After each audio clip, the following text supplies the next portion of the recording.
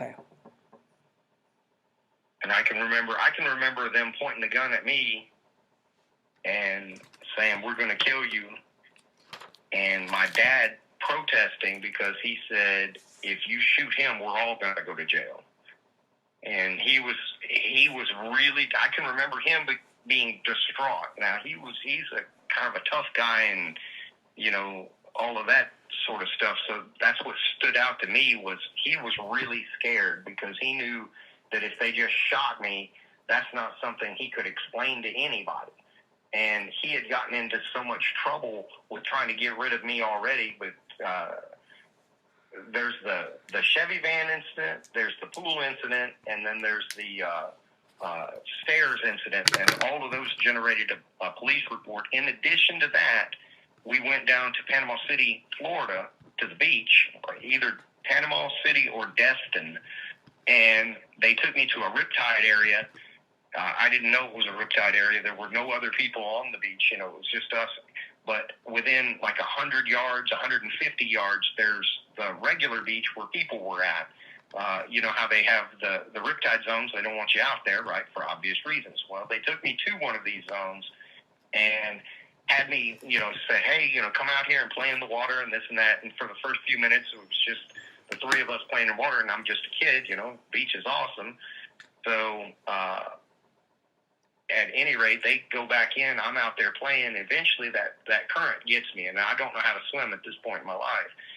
So it pulls me out, you know, 100 feet maybe, and I'm bouncing up and down off the sandbar, just screaming my head off. Well, somebody that was on the regular beach, not in the riptide area, heard the screaming and came running from like 150 yards away and right by my parents who were standing there. And he goes out there and gets me, fishes me out. By the time he comes back, he's nearly exhausted. And I can remember him and my dad nearly fighting. And at this point, there are other people that are coming, and, you know, that scares the shit out of my dad. But there was another police report with that. And I know that police report followed us back up into Alabama because the sheriff came down there and talked to my dad in Alabama. So there was another investigation for sure. So all of those things had already happened, and my dad was terrified that if something happened to me, especially so close to all of these other things that all of these other investigations, he pretty much knew he was going to go to jail over it. So there was at least the Chevy van incident, pool incident, stairs incident. There was police reports. How many police reports? About 3 or 4. And then that that are just involved in trying to get rid of me. And then there were, in addition to those 4, there were 2 investigations. One for the porn, and then when we lived in the duplex and they were torturing that girl to death, Samantha. Our duplex neighbors there in Enterprise, Alabama, they called the police because they could hear, you know, screams and you know, beatings and stuff like that. And when they investigated, I can remember my dad saying, "Hey, you know, talking about me is just, you know, I had gotten in trouble and got a whipping or something." And they did an investigation. They collected blood samples and everything from the house, but the problem was they couldn't determine how long that blood had been there, I guess. And it wasn't a match to anybody in the house. So for whatever reason, they just didn't have enough. And I don't think they were allowed to talk to me. I think my dad would have had to give them permission for the investigators to interrogate me. So I don't recall ever giving testimony as a child. Not to the police in that instance or in the instance up in Tennessee.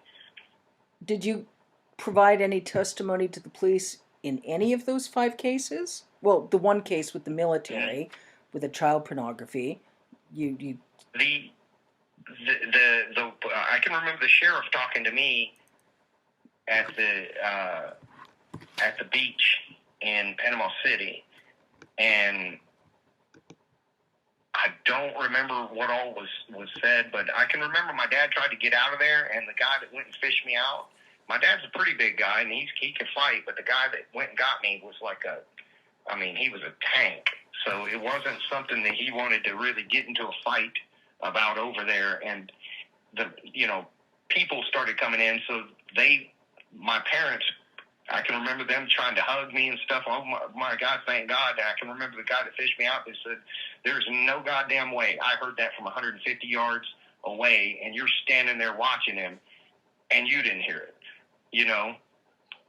And, they tried to play it off like, well, we just thought he was playing, swimming and stuff like that. And I can remember the sheriff asking, do you know how to swim? And I said, no, sir.